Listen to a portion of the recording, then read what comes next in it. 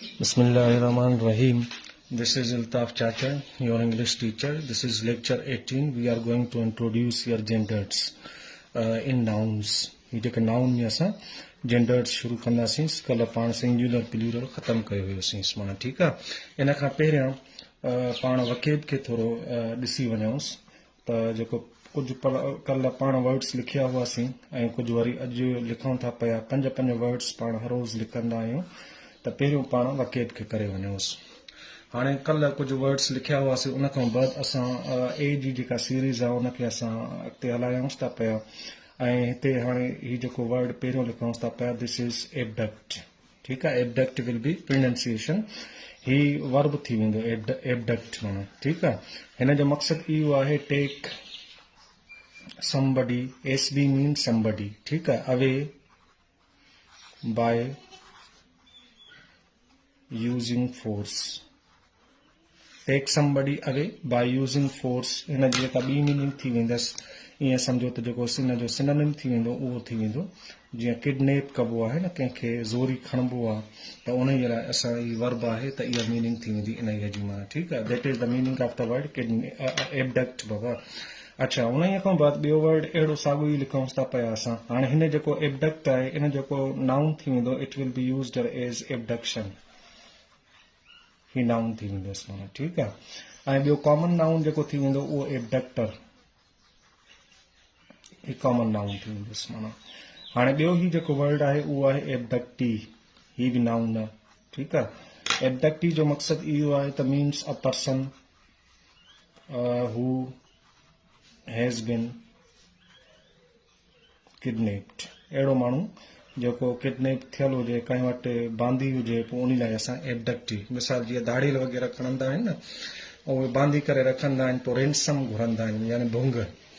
ऐं पोइ उनखे छॾींदा आहिनि त मिसाल उनखे असां एबडक्टी चवंदासीं वरी एबडक्टर उन लाइ चवंदासीं जेको खणी वञे मिसाल जीअं दाड़ेल वग़ैरह हूंदा आहिनि या को अहिड़ो फोरू आहे जेको खणी वञे थो पियो कंहिंखे माना पोइ उन लाइ एबडक्टर एबडक्शन बाक़ी मिसाल तौर ते उहो किडनैप आहे साॻियो ई माना यानी कंहिंखे अगवा ठीकु आहे नाउन आहे एबडक्ट वर्ब थी वेंदो माना हाणे एबडक्ट उहो जंहिं ते वरी असरु पवे उन जो यानी उहो जेको खणी वञे उन लाइ असां हीउ वर्ड इस्तेमालु कंदासीं बाबा ठीकु आहे हाणे इहो सेकेंड वर्ड हुयो थर्ड वर्ड जेको असां हिते लिखूंसि था पिया इट इज़ यूज़ड एज अबेरंट ठीकु आहे ही बि एडजेक्टिव आहे अबेरंटली विल बी एडवर्ब हिन जो मक़सदु इहो आहे त नॉट यूजुअल और सोशली एक्सेप्टेबल ही मीनिंग थी वेंदसि अबेरंट जो मक़सदु इहो आहे त माना अहिड़ी शइ या जेका मिसाल रवाजी न हुजे मिसाल जेका हिकिड़े असांजी सोसाइटी में क़ाबिले क़बूल न हुजे ठीकु आहे पोइ अहिड़े तरह जो जेको असां चवंदासीं उनखे नॉट यूजुअल और सोशली एक्सेप्टेबल या असांजी सोसाइटी में एक्सेप्टेबल न हुजे उनखे असां अबेरंट चवंदासीं हाणे मिसाल तौरु असां चऊंसि बाबा अबेरंट बिहेवियर यानी अहिड़ो बिहेवियर जेको सफ़ा अजीबो ग़रीब हुजे यानी सम्झ खां ॿाहिरि हुजे त आख़िरकार हिन ईअं छो कयो माना ठीकु आहे अबेरंट लैंग्वेज चइबो आहे अबेरंट रिप्लाई चइबो आहे अबेरंट एटीट्यूड चइबो आहे माना ठीकु आहे त अहिड़ा जेके बि वर्ड्स इस्तेमालु थी वेंदा उन लाइ असां अबेरंट वर्ड यूज़ कंदासीं इहो थर्ड वर्ड हुयो जेको पाण बयानु कयोसीं माना उमेदु आहे त तव्हांखे मीनिंग सम्झ में अची वई हूंदी इन जी हाणे अॻिते असां हलूंसि था पिया अच्छा उन खां बाद असां ॿियो वर्ड हिते लिखूंसि था पिया मिसाल तौर ते ABYSMAL एबिज़मल ठीकु आहे abysmal gives us the meaning of very low standard माना अहिड़ी शइ जंहिंजो जेको स्टैंडर्ड आहे उहो सफ़ा न हुजण जे बराबरि हुजे एबिज़मल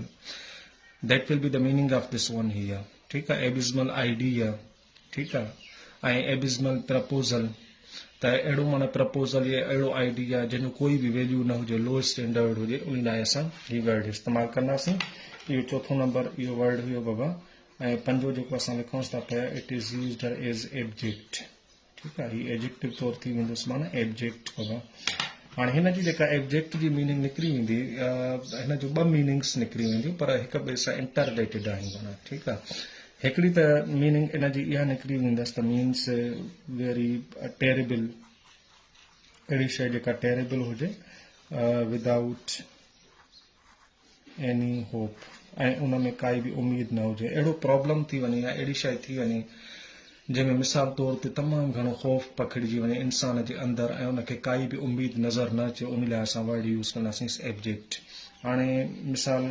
असां चवंदा आहियूं त बाबा त एब्जेक्ट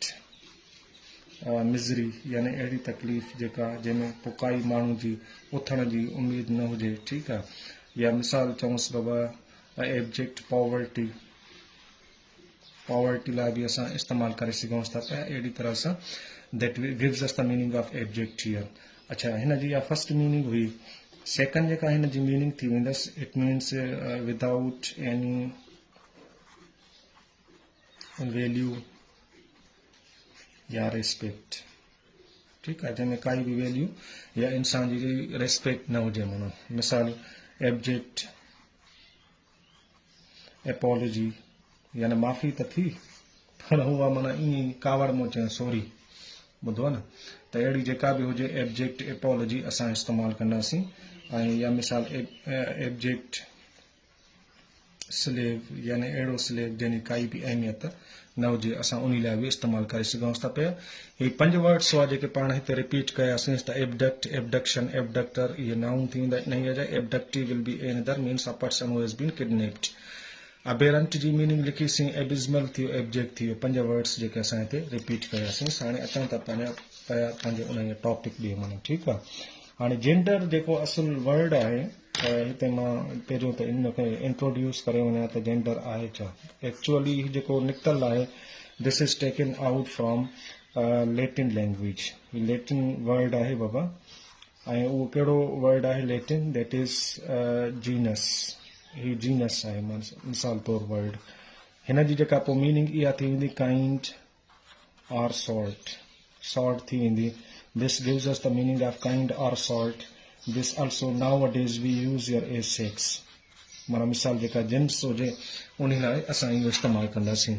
बेसिकली जेका हिन जी मीनिंग आहे उहा काइंड या सॉल्ट आहे, यानी को क़िस्म, ठीकु आहे। ऐं उन खां बाद माना मिसाल nowadays this gives us the meaning of according to language this gives us the meaning of sex, ठीकु आहे, त उन लाइ असां इस्तेमालु कंदासीं।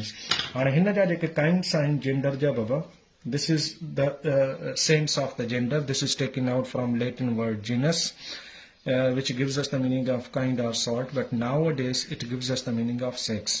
And हिन जा जेके काइंड्स आहिनि, there are 4 kinds, 4 kinds आहिनि इन जा बाबा, ठीकु आहे। हाणे पहिरियों जेको अथसि त उहो इन जो आहे मस्क्यूलाइन, हीअ हिन जो पहिरियों काइंड आहे, माना ठीकु आहे बाबा। हाणे masculine it denotes mail factor, अहिड़ो जेको मेल फैक्टर खे डिनोट करे उनखे असां चवंदासीं मस्क्यूलाइन। मिसाल तौर ते बाबा जीअं असां इस्तेमालु कंदा आहियूं बॉय, हाणे ॾिसो न हीउ मेल थी वियो, या उन खां बाद ब्रदर आहे,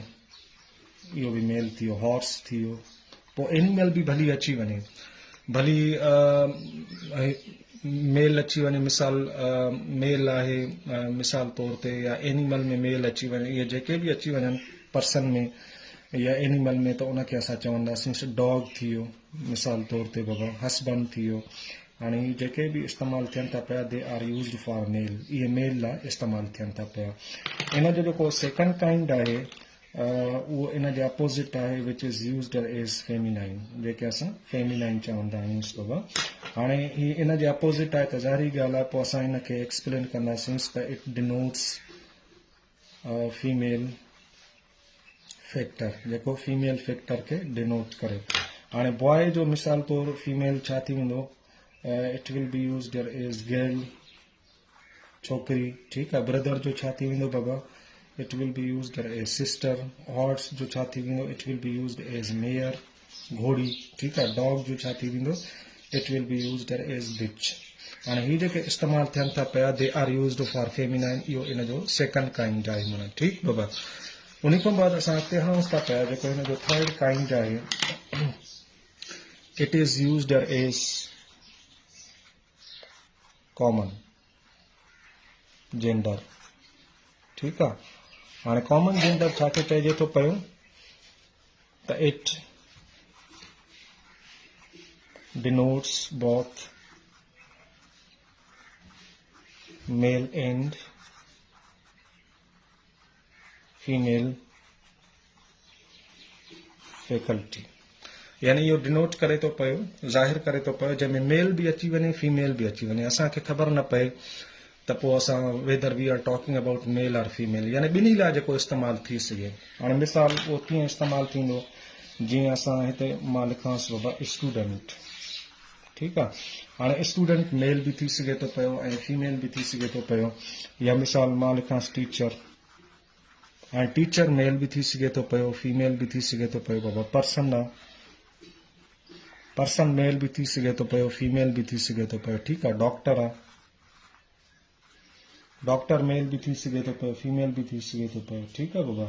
त इहे अहिड़ा जेके बि वर्ड्स इस्तेमालु थी वेंदा मिसाल या पेशेंट आहे ही मेल भी थी सघे थो फीमेल भी यानी अहिड़ा वर्ड्स जेके मेल खे बि रिफर कनि फीमेल खे बि रिफर कनि पोइ इनखे असां चवंदासीं कॉमन जेंडर इहो इन जो थर्ड जेंडर आहे माना ठीकु आहे बाबा अच्छा उन खां बाद हाणे फोर्थ में असां वञूंसि था पिया ऐं उनखे चइबो आहे न्यूटर जेंडर ठीकु आहे न्यूटर जेंडर छाखे चइबो आहे त इट रिफर्स टू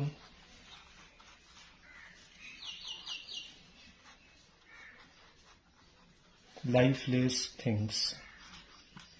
ठीक है यानी अहिड़ियूं शयूं जेके बेजान हुजनि पोइ उन्हनि लाइ असां इहो न्यूटर जेंडर इस्तेमालु कंदा आहियूं हाणे बेजान मिसाल तौरु बाबा हिते लिखी वञो जीअं बुक थी वियो ठीकु आहे बुक में का जान त कोन्हे न पेन थी वियो रूम थी वियो मिसाल तौर ते मोबाइल थी वई ठीकु आहे ही टेबल पई आहे टेबल थी वई ठीकु आहे बाबा या चेयर थी वई ठीक है जेके भी वर्ड्स आहिनि मिसाल जंहिंमें जान न हुजे पोइ उन लाइ असां इस्तेमालु अच्छा ॿियो ईअं बि यूज़ थींदो आहे मिसाल ट्री थी वियो ही बि मिसाल तौर ते इहो न्यूटर जेंडर में थी वेंदो आहे हिकिड़ी ॻाल्हि यादि करण जहिड़ी आहे त असांजी लैंग्वेज में मिसाल जीअं सिंधी लैंग्वेज आहे या उर्दू लैंग्वेज आहे न इन में जेंडर्स ॿ आहिनि इन में कोई बि इन जो ज़िक्र न आहे जीअं कॉमन थी वियो या बाबा या न्यूटर थी वियो इन्हनि जो कोई बि माना ज़िक्र न आहे ठीकु आहे त मिसाल इन में सिर्फ़ु इस्तेमालु थींदा आहिनि मेल ऐं फीमेल मिसाल पाण चवंदा आहियूं त उस्ताद ठीकु आहे हाणे उस्ताद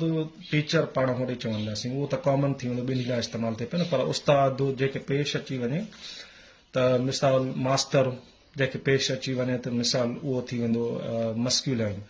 ऐं फेमिनाइन मिसाल असां उनखे चवंदासीं जेके ज़ेर अची वञे मास्तरियाणी या मिसाल ईअं चवंदा आहियूं ठीकु आहे त इहो मिसाल तौरु उहो थी वेंदो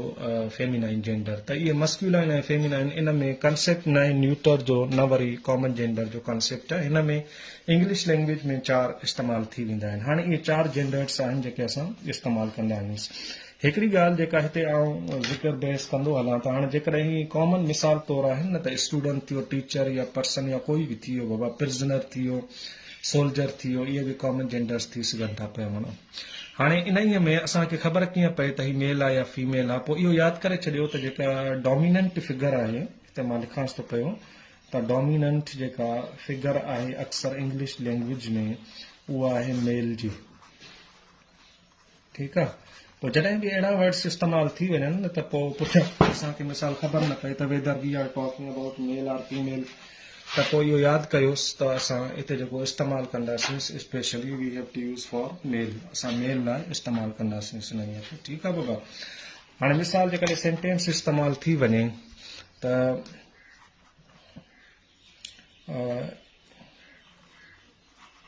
each of the students is doing his work हाणे हिन सेंटेंस में तव्हां ॾिसी सघो था पिया त each of the students ॾिसो ही यूज़ थियल आहे मिसाल तौर ते ठीकु आहे हाणे हिन मां असां ख़बर नथी पए त असां कंहिंजी ॻाल्हि कयूंसि था पिया माना जस्ट त पोइ असां हिते जेको इस्तेमालु कंदासीं each of the students we refer here त ही जेको असां इस्तेमालु कयूंसि था पिया इज़ यूज़ कयूंसि था पिया ऐं उन खां बाद मिसाल डूइंग